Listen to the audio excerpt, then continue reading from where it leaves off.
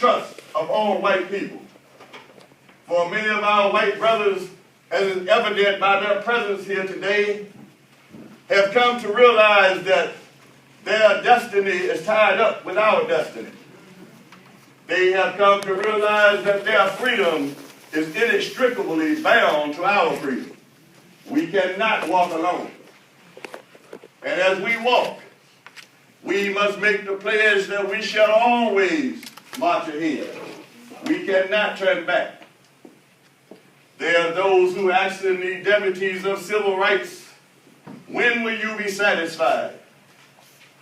We can never be satisfied as long as the Negro is the victim of the unspeakable horrors of police brutality. We can never be satisfied as long as our bodies, heavy with the fatigue of travel, cannot gain lodging in the motels of the highways and the hotels of the cities. We cannot be satisfied as long as the Negro's basic mobility is from a smaller ghetto to a larger one. We cannot be satisfied as long as our children are stripped of their selfhood and robbed of their dignity by signs stated for whites only. We cannot be satisfied as long as the Negro in Mississippi cannot vote and the Negro in New York believes he has nothing for which to vote. No, we are not satisfied, and we will not be satisfied until justice rolls down like waters and righteousness like a mighty stream. I am not unmindful today that many of you have come here out of great trials and tribulations. Some of you have come fresh from narrow jail cells. Some have come from areas where your quest for freedom have left you battered by the storms of persecution and staggered by the winds of police brutality. You have been the veterans of creative suffering. Continue to work with the faith that unearned suffering is redemption. Go back to Mississippi. Go back to Alabama. Go back to South Carolina. Go back to Georgia. Go back to Louisiana. Go back to the slums and ghettos of our northern cities, knowing that somehow this situation can and will be changed. Let us not wallow in the valley of despair. So I say to you today, my friends, that even though we face the difficulties of today and tomorrow, I still have a dream. Yeah. It is a dream that's deeply rooted in the American dream.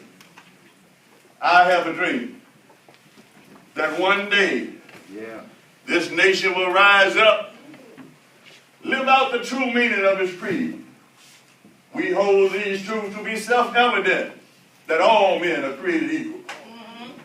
I have a dream that one day, down on the red hills of Georgia, the sons of former slaves and the sons of former slave owners will be able to sit down together at a table of brotherhood. I have a dream that one day, even the state of Mississippi, a state sweltering with the heat of oppression, sweltering with the heat of injustice, will be transformed into an oasis of freedom and justice. I have a dream that one day my 4 little children will live in a nation where they will not be judged by the color of their skin, but by the content of their character. I have a dream today.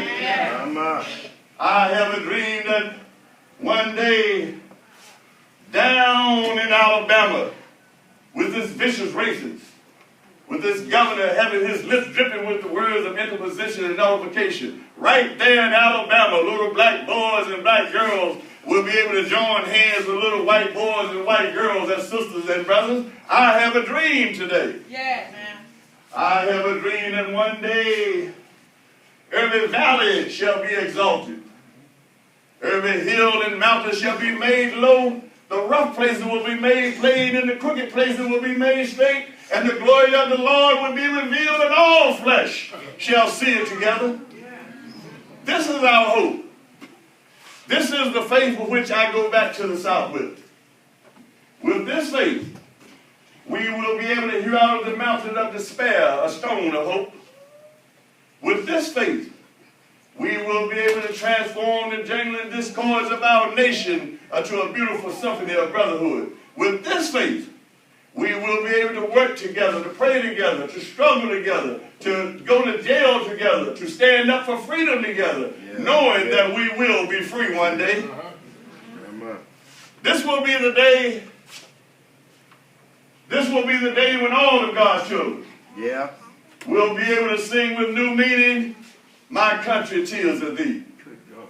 Sweet land of liberty, of thee I say. Land where my father died, land of the pilgrim's pride. From every mountainside, let freedom ring." And if America is to be a great nation, this must become true.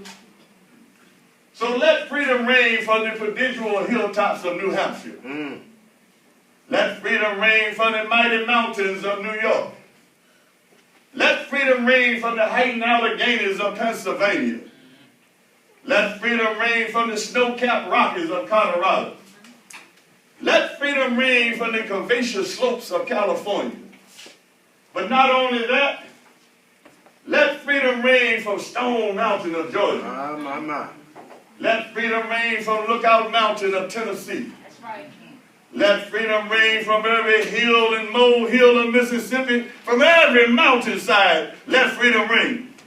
And when this happens, when we allow freedom ring, when we let it ring from every village and every hamlet, every state and every city, we will be able to speed up that day when all of God's children, black men and white men, Jews and Gentiles, Protestants and Catholics, will be able to join hands and sing in the words of the old Negro spiritual. Free at last, free at last. Thank God Almighty, we are free at last.